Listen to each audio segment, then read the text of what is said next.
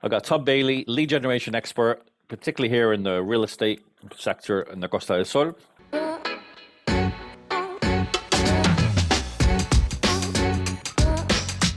I put together Project Bailey about a year ago, like you said, with the main focus being on lead generation and automation, mainly focused on real estate agencies because that's where my sort of knowledge came from Voodoo, working with you and the experts there. And everything around lead generation, so designing and putting together landing pages, setting up all the tracking involved around there, getting the lead into CRMs on the automation side. So I mean, touch wood, since starting, it's been one hell of a ride. So just to be clear then, when we talk about lead generation, because there is a distinction that you have, if you want to broadly speaking, split it, listing agents and non-listing agents. And most of the time, non-listing agents have to do some form of lead gen to get leads because they don't have any listings. So they're not going to be in MLS getting the buyers through their collaborators. And if they don't have listings, portals in the whole generally are not much of an option for most of them because they have no listings to put on the property portals. Yeah. And so then when we're talking about lead generation, we're mainly talking about Google ads and Facebook, Instagram type ads as the two main pillars. Is that correct? That's absolutely, yes. Most of my clients are in the Marbella area. So they focus on new developments and, key ready properties. The main idea behind the landing pages is to remove distractions. And since you're actually paying for someone to visit that page, you might as well get something out of it, which ends up being the lead information.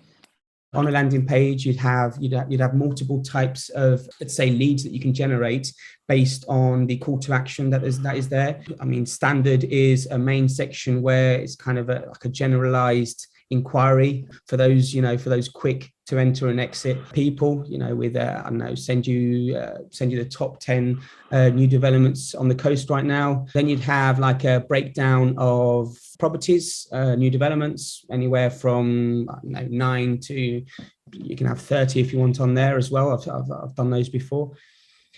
So you normally ended up with some agencies also include a like a buyer's guide, just an extra hook in there to get those buyers that may not be too sure about what development they're looking for slightly earlier in the buying process, get the traffic to the page, generate the lead, send that lead information to the client. And if they use any sort of CRM system, to manage those contacts and leads, we would then input that into that system as well. Some of them also go for a little more automation, with let's say an autoresponder, so they get like an immediate response, add them into like an email chain with a ton of automation in the background.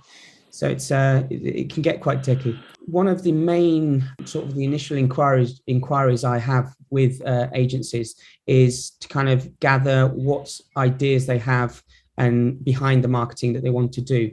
You get a lot of them sort of, saying that they want to test with 300 to 500 euros a month. And whenever you hear the word test, that's never going to go well. It needs a relatively big investment and a commitment as well.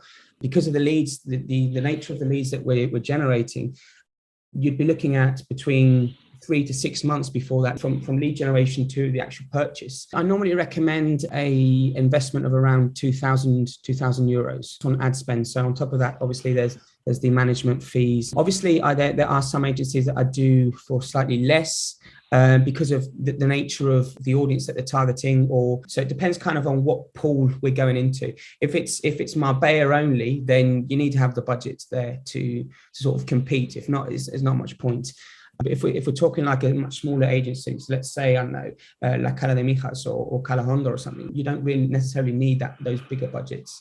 It also depends a lot if they're an established agency or just starting up. A lot of the time, it's also, educating them on the type of lead that they're going to be receiving based on the call to action that lead is clicking on. It's not going to be the same someone actually inquiring on a specific development or property than someone downloading a buyer's guide. So it needs basically a different type of follow-up. It's a lot of communication with the client and with not only generating that lead, but also converting it. If they had a CRM, you would then help get that lead integrated into the CRM. Do you work with a lot of estate agents that don't have CRMs?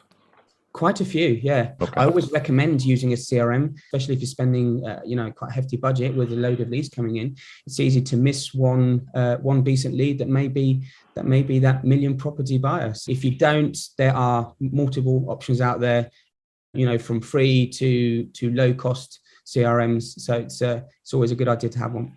Tell me about your actual background. Both my parents are English. They moved over here on the Costa del Sol about nearly 30 years ago. So I was born here. Yes, Spanish schools. So I'm fully bilingual in Spanish and English. And then I started, as you know, at Voodoo. This was about nearly 7 years ago now, and sort of found my passion in digital marketing. And since then, it's been quite a decent ride. During COVID and lockdown, decided to split out, go and test the waters by myself. And the initial vision behind Project Bailey was to provide marketing to smaller agencies, so not necessarily real estate. Kind of stupid of me to think that going away from real estate when it was what I learned for 6 years, not to do that. And now it's mostly what I focus on.